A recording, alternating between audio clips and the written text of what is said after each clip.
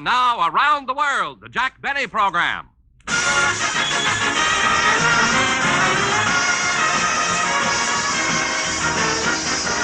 Jack Benny with Mary Livingston, Rochester, Dennis Day, Bob Crosby, and yours truly, Don Wilson.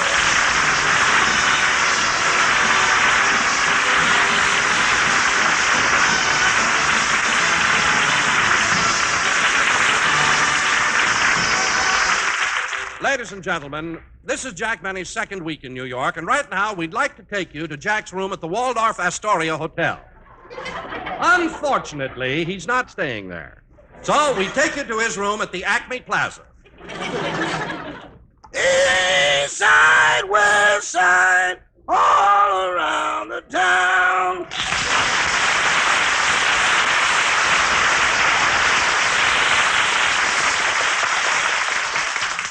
Doggone, every time Mr. Benny comes to New York, he always stays at this broken-down hotel.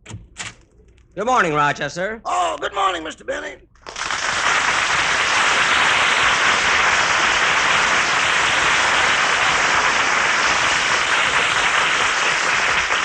Did you have a good night's sleep? Yeah, by the way, what kind of weather are we having today? Is it raining?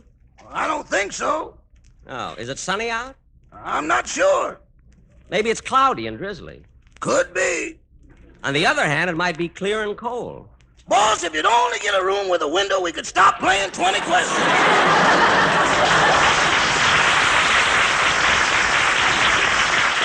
Never mind. Say, look what time it is. I better get your breakfast in a hurry. You've got that 10 o'clock appointment with your dentist. No, Rochester. I went to the dentist yesterday, and I'm all finished. Good. Well, I'll order your breakfast. Room service. Hello, this is Rochester. I'd like to order some breakfast for Mr. Benny. What'll he have this morning? Farina, oatmeal, mush, or cream of wheat? Ham and eggs. He can chew again. Oh, that's good. It'll be nice to have him smile at me for a change. Now, what else, please? Buttered toast and coffee. Coffee? Yes. The management of the Acme Plaza Hotel requests that we make this announcement to our guests. Due to the recent increases in the cost of wholesale coffee, we are forced to raise our prices. You raised your price in coffee? Yes, it's 5 cents a cup now.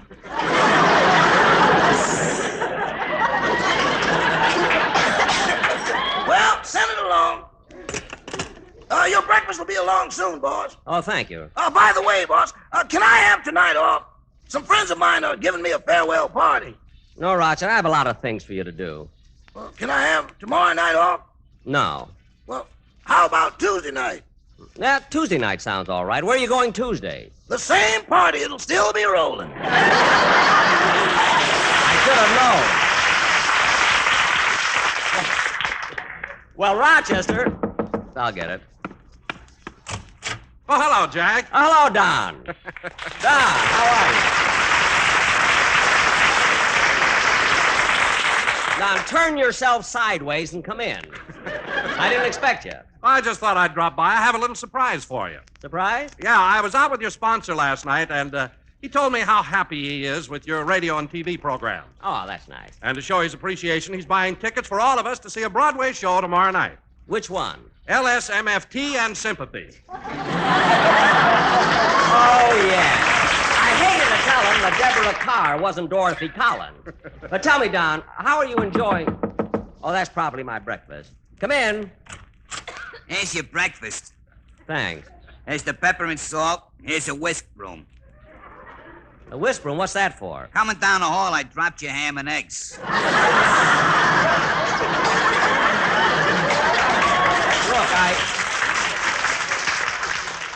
Look, I told you can forget the jokes. This trip I brought my own writers. Okay. Give me the check and I'll sign it. Here, boy, and I wrote down the tip. Say, Mr. Benny, wouldn't you like to erase the tip and give me the same amount in cash? Why? Then nobody but the two of us will ever know. Okay, here. Thanks. Say, Don, do you care to have a little coffee with me? Oh, no, thanks, Jack. I've already eaten. Good. Well, I better eat before it gets cold. I got a radio rehearsal this afternoon, and tonight I got to pick up Giselle McKenzie.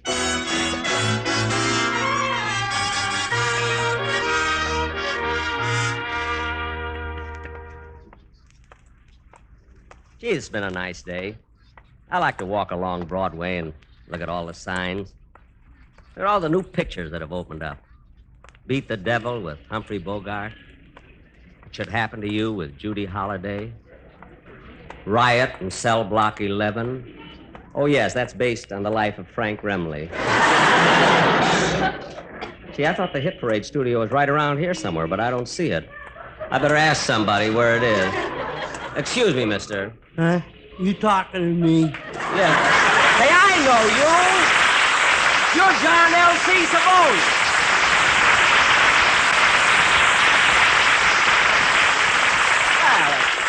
Well, it's nice running into you again, Mr. Savoni. Huh? Wait a minute. Who are you? Don't you recognize me? Here, I'll step under the light. Now, take a good look at me. Holy smoke! It's Jack Benny!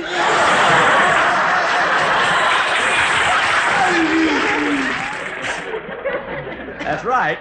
Mr. Savoni, the last time I saw you was in Hollywood. What are you doing here in New York? Well, I'll tell you how it happened anyway. I was back in Hollywood. I was just hanging around the house. I wasn't doing anything. I was just hanging around the house. I didn't feel like doing anything. Just hanging around the house. I said to my wife, "Hey, you."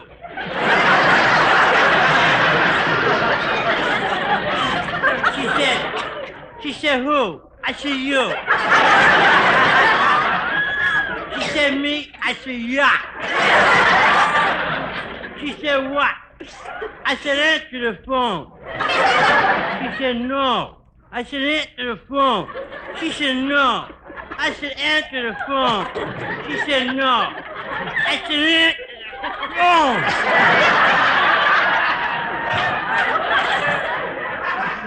She said, "No." Well, gee, why didn't she want to answer the phone? It hadn't rung yet.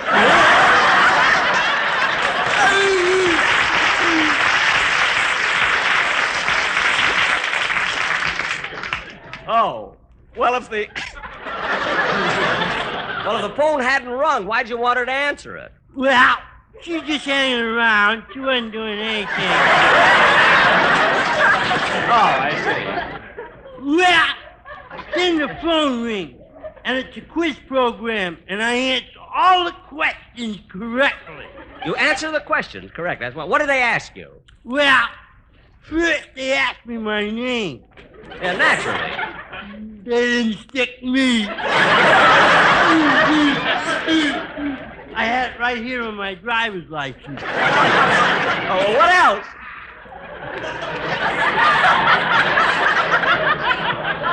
What else did they ask you on this quiz program?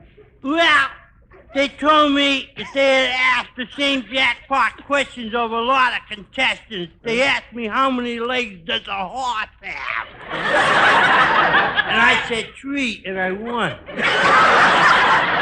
Wait a minute, John. That's not the right answer. I know, but I was the closest.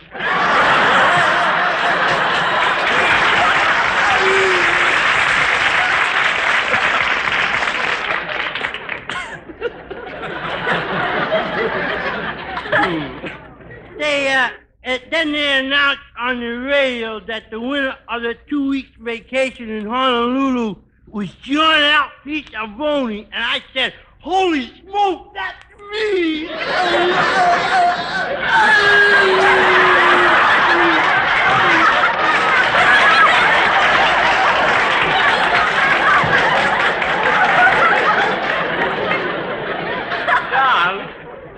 John, did you say you won 2 weeks in Honolulu? Yeah.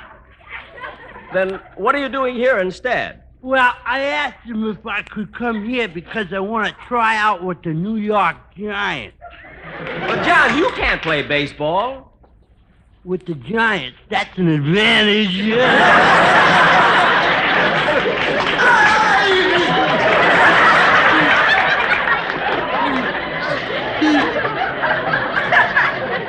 I see what you mean. Well, John, It was nice running into you, but I gotta go now. I'm a little late for an appointment. By the way, do you know where the Hit Parade studio is? Yeah, it's just around the corner. Well, thanks. I better hurry. Goodbye. So, Mr. Benny.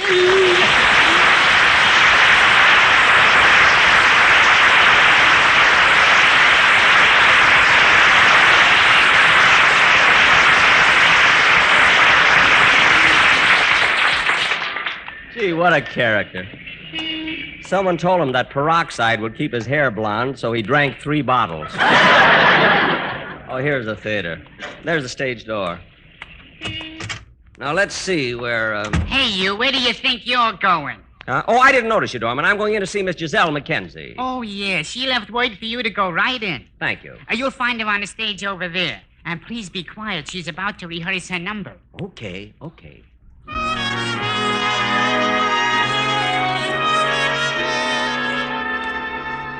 Fairy tales can come true. It can happen to you if you're young at heart.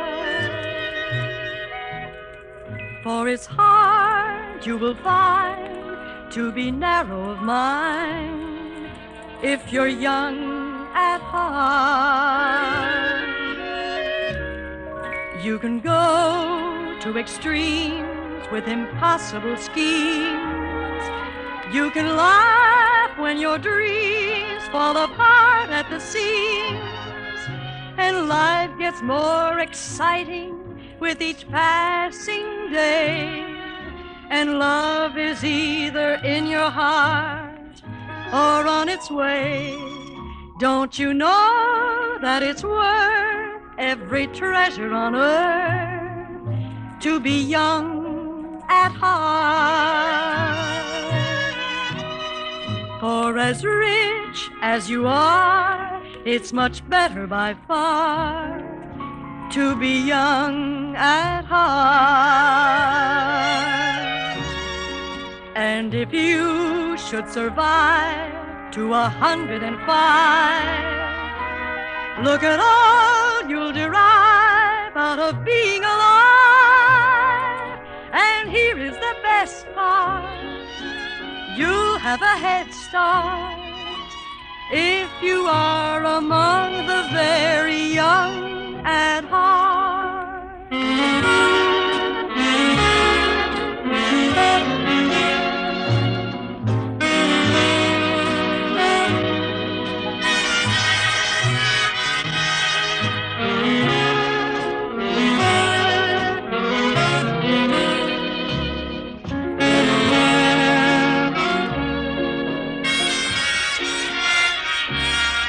And if you should survive to 105, look at all you'll derive out of being alive.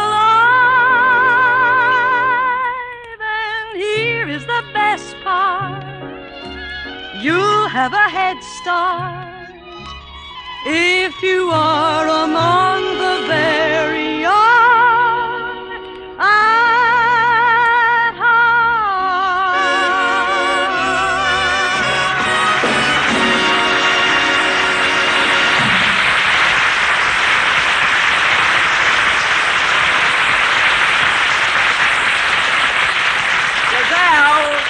Giselle, that was just wonderful. Huh? Oh, it's you, Jack. Yes, I came in just as you started your number. Well, I'm all finished now. We can go. Good. Is there any particular place you'd like to eat? Well, how about the Colony Club?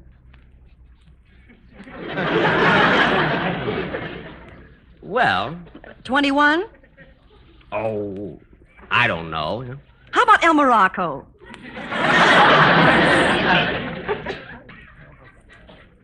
Well, Say, I know just the place. It's a little French restaurant on 83rd Street. You'll love it. It's called La cuisine est pauvre, mais le prix est bien. what does that mean? The food is lousy, but the price is right.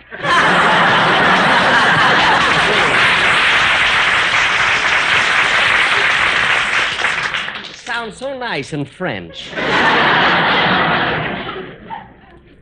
You know, Giselle, I figured you'd suggest a French restaurant. Your name is sort of French, isn't it? Well, just my first name, Mackenzie, is Scotch. Ah, the Scotch. They're great people. Do you really think so, Jack? Yeah, both Phil Harris and I love them, but for different reasons.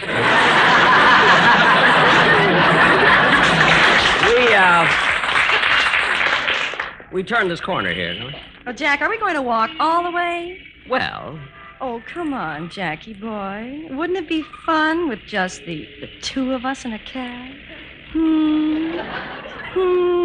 Taxi! Taxi! Are you on a cab, mister? yes, get in, Giselle. Where you want to go, folks? Up Broadway to 83rd Street. Okay. Gee, as soon as he pushed the meter down, it registered 25 cents. Did you hear that noise there? What happened to 15 and 5? Oh, well. Giselle, Yes? do you mind if I put my arm around you? Well, no, Jack. There we are. Now, as I was saying, since I saw you last, I thought about you quite often, and not as a singer or entertainer, but as a beautiful 30 cents girl whom I could be very fond of. As a matter of fact, during my many years in show business, I've always thought of meeting a girl as sweet and intelligent as you. You know, yours is the type of beauty that I've always admired. Gorgeous figure, dark, flashing eyes, gleaming black, 35 cents hair. And you know, Giselle, I'm not usually serious, but a date like this tonight could lead to another. Then maybe we could get engaged, and after a while, we'd even get married. And time, well, you know how it is. We could even raise a family and maybe have 1 or 2 or even 3 40-cent kids.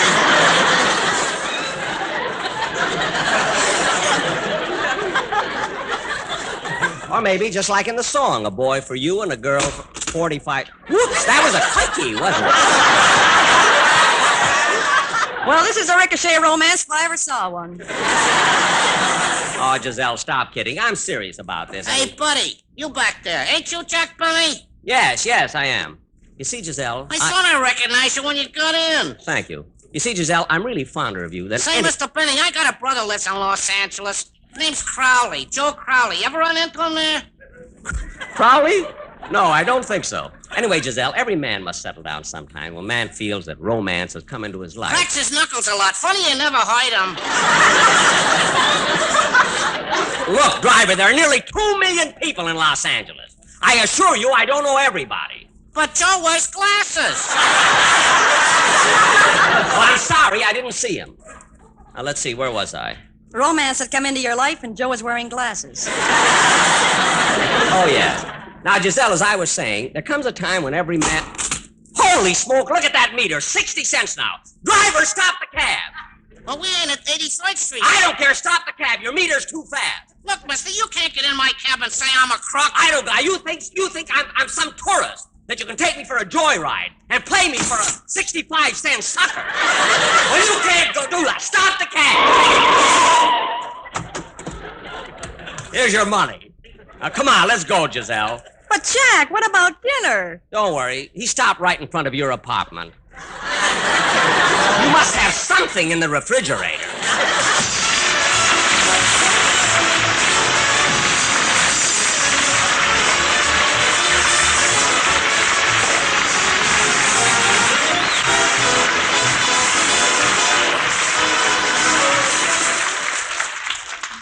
Oh, Jack, the CBS radio and television networks, as well as your show, have been singularly honored by the American Legion. And here tonight is Dr. Frank Stanton, president of CBS. Hello, Dr. Stanton. It's a pleasure to have you here. Thank you, Jack.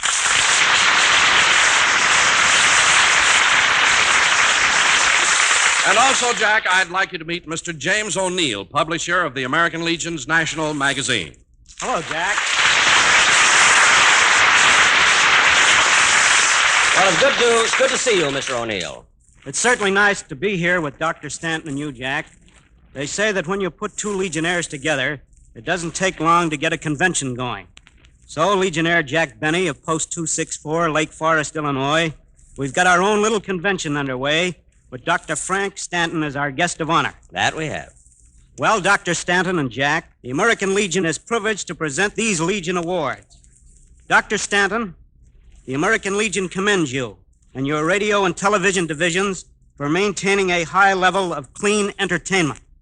We feel that the Jack Benny Show typifies that quality. We also wish to cite the networks for their unexcelled public informational services. For these reasons, I am very proud to have the privilege of presenting you with these citations, Dr. Stanton. Thank you, Mr. O'Neill, and you too, Jack. Let me say that we are deeply honored by the American Legion's recognition of our efforts. It has been our continuing objective over the years to bring the American people the best entertainment and the most responsible news and public discussion within our power. This latest testimonial by the American Legion can only serve to give us renewed incentive in our steady pursuit of this goal. Thank you very much.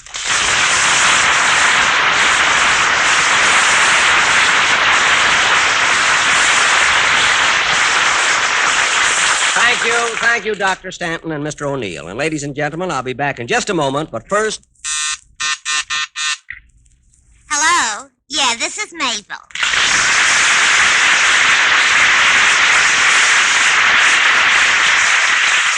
Oh, hello, Gertrude. How are you? Yeah, I got another letter from Sylvester from overseas. Boy, he's really in there pitching. A regular 5-letter man. What 5 letters? USAFI. That's what 5 letters. He just finished his USAFI courses he was studying, and now he's taken a couple of general courses. No, honey, he isn't studying to be a general. General courses means he's just studying for his own amazement. He's taken a course on American government. What do you mean, why study about it? Listen, Gertrude, it wouldn't do any of us any harm to do a little boning up on how our government works. There's lots of things even you could learn. Give you for instance? Okay. When did the Pilgrims land on Plymouth Rock? What? When their airplane ran out of gas? Oh, I gotta disconnect you, Gertrude. My buzz is flashing. I'll let you know when I hear from Sylvester again. Yeah. Don't take any wooden nickels. Bye.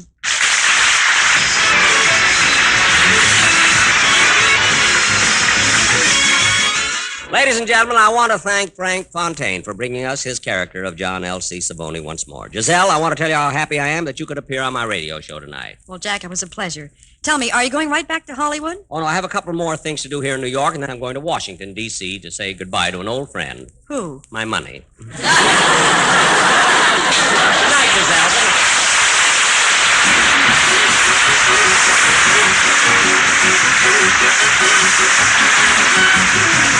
The Jack Benny program is written by Sam Perrin, Milt Josephsberg, George Balzer, and John Tackaberry, and produced and transcribed by Hilliard Marks. Don Wilson speaking. Good night.